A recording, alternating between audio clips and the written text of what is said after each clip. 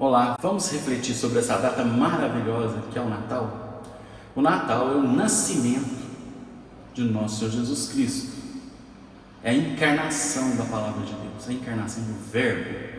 E o mundo foi feito por Ele, porque disse Deus: haja luz e houve luz. Essa proclamação, esse haja luz, é o Verbo eterno, é a palavra de Deus. Essa palavra se vestiu de gente, armou sua tenda entre nós. Nós vemos isso no Evangelho de São João, capítulo 1. Jesus se fez gente, se fez carne. Jesus é o Emmanuel, é o Deus conosco. Ele está conosco, mas Ele não estava conosco antes, não pessoalmente, não em carne e osso. Assim, nós podemos nos alegrar hoje, porque foi muito difícil para muitas pessoas. Então vamos fazer uma viagem, vamos sair um pouquinho do presépio e vamos analisar as coisas. Em primeiro lugar, precisou de um milagre muito grande para que o Espírito Santo viesse sobre a Virgem Maria e ela concebesse. E Ele é tão gentil, Deus é tão gentleman, pediu licença para a Virgem Maria. Ele disse para ela, através do anjo Gabriel, que o Espírito Santo viria sobre ela e que ela iria dar à luz ao Emmanuel e o chamaria de Jesus. Ela aceita, diz que seja feita a vontade dele. E aí o que acontece? Ela estava noiva de José, prometida em casamento, e ela fica grávida. Aí imagina só, você está noivo, sua noiva chega para você e diz que ela está grávida de Deus. Você acreditaria? E Deus é tão crente, vamos dizer assim, que Ele se revela, ou Ele revela essa verdade para José em sonho. Ele nem para aparecer ou mandar um anjo, igual mandou para Maria, pessoalmente, em visão mesmo, assim, quando ele estava consciente, para avisar: olha, Maria está grávida, é o Messias que irá nascer, você não é corno, não foi uma traição, mas você é bem-aventurado, bem como Maria é bem-aventurada. Vocês são felizes, super felizes, porque serão os pais em carne e osso do Filho de Deus. Não, Ele manda uma revelação em sonho, completamente subjetivo. E José crê. Logo, José também tem seus méritos, bem como Maria. É muito difícil. Imagina os parentes de José, imagina os parentes de Maria. Imagine só o coração e a mente de José, o coração e a mente de Maria. Imagina as dificuldades. Naquela época, ficar grávida, quando você estava desposado, você ficar grávida de outro, daria morte por apedrejamento. José não queria o mal de Maria. E assim, ele assumiu a paternidade do nosso Senhor Jesus Cristo. Sorte a dele. Ainda bem que ele acreditou. Depois, Herodes manda matar as crianças de 2 anos para baixo. Aí eles vão para Belém, ela grávida, viajando a pé e de burrinho. Imagina só, uma viagem longa, mesmo que não seja muito longa, para uma grávida é longa. Grávida, viajando a pé, com todas as dificuldades e intempéries. Chega no local, não encontra uma hospedaria.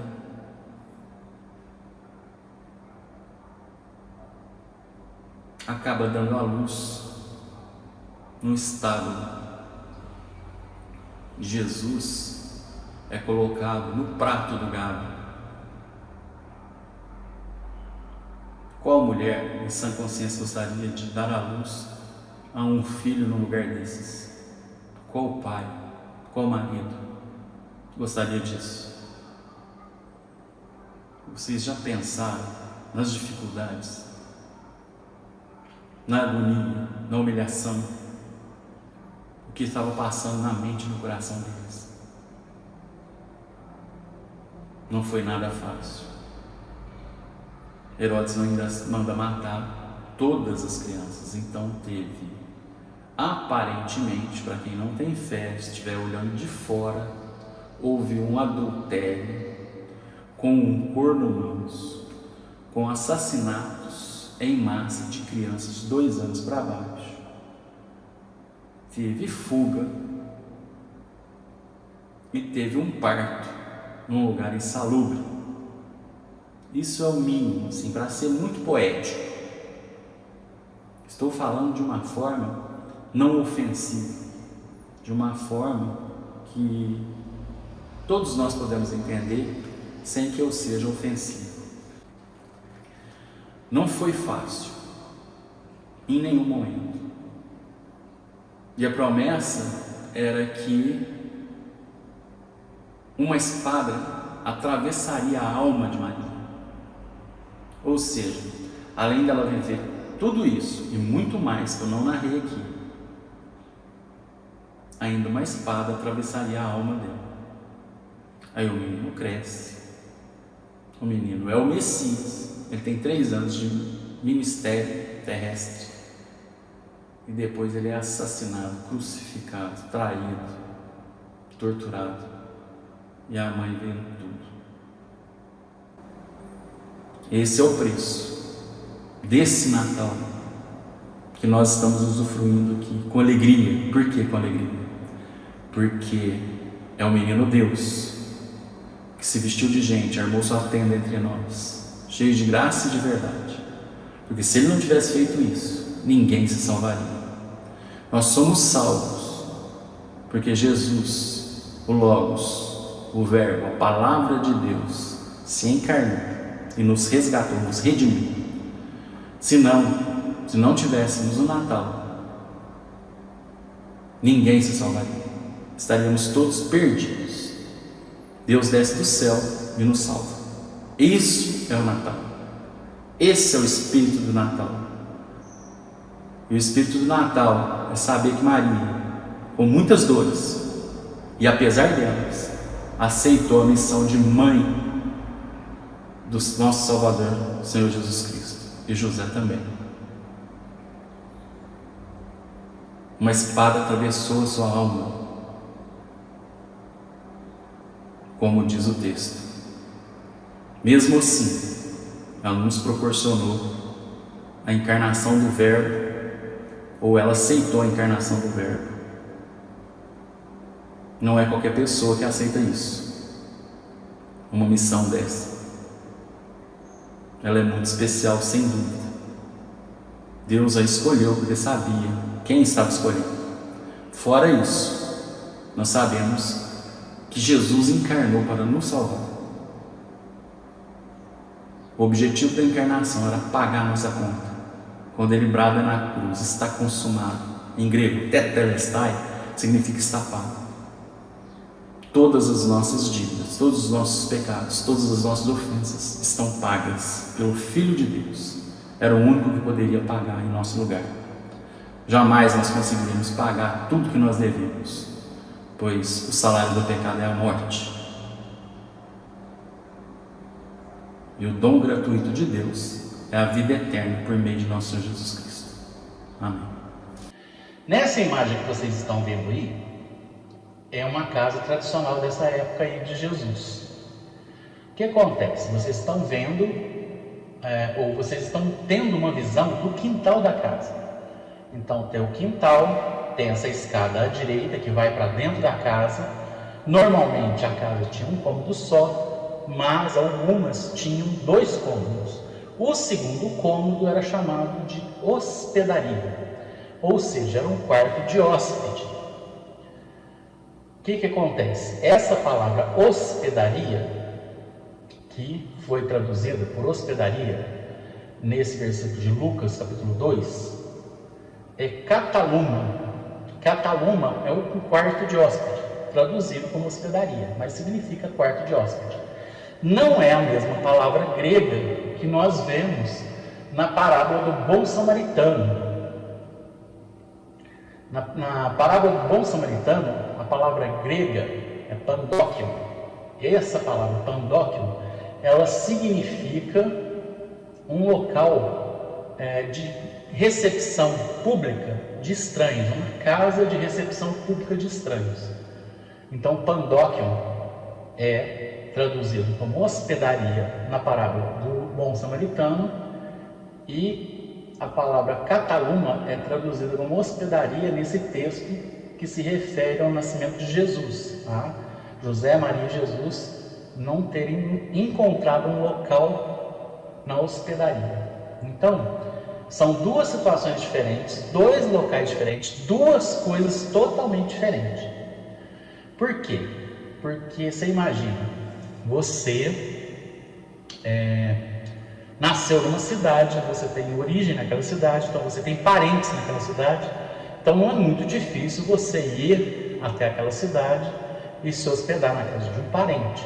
Ele arruma um quarto de hóspede para você, você faz o recenseamento e você vai embora. O que acontece? O recenseamento é uma contagem de pessoas. O governo ordenou uma contagem, fazer uma lista das pessoas que nasceram naquela cidade, ou em todas as cidades.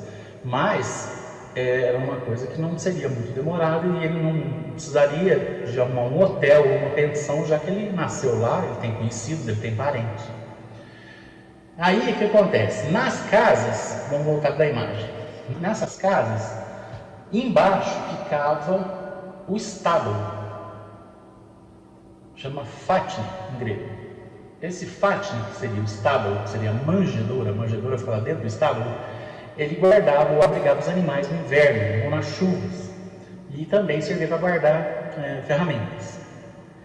Então, foi nessa casinha à esquerda aqui, onde vocês estão vendo que a seta está apontando para o estábulo, onde Jesus nasceu. Então, José e Maria chegaram na casa de um parente, provavelmente. Esse parente estava com o quarto de hóspede ocupado, ou não quis ceder o quarto de hóspede, e os colocou nesse estábulo. Por quê? Creio eu que a gravidez de Maria tenha pego mal, tenha pego muito mal. Logo, ela estava prometida em casamento para José e ela parece grávida. E eu acho que os parentes e as pessoas que os conheciam não gostou muito dessa história, não. Isso é o que eu acho. Então é mais ou menos o seguinte: um parente meu vem aqui em casa e ele resolve ficar uns dias aqui. Eu falo que não tem quarto, que é para ele ir lá dormir na garagem. Se você quiser, tem a garagem lá, você vai lá e dorme na garagem. Só que na época a moto deles era um burrinho, então é um meio de transporte deles. Então você vai lá e dorme com a minha moto. No caso aqui, vai lá e dorme com o burro. Então Jesus nasce e é colocado no fatne, que é uma manjedoura, que é o coxo, onde esse animal, provavelmente um burrinho, provavelmente tinha uma vaquinha, ou esqueci o nome, cordeiro, cabrito, enfim, cabra, deve ter comido nesse coxo. Então, assim, o que nós sabemos é que os animais, ou alguns animais, cederam o prato de comida para que Jesus pudesse se deitar e dormir lá.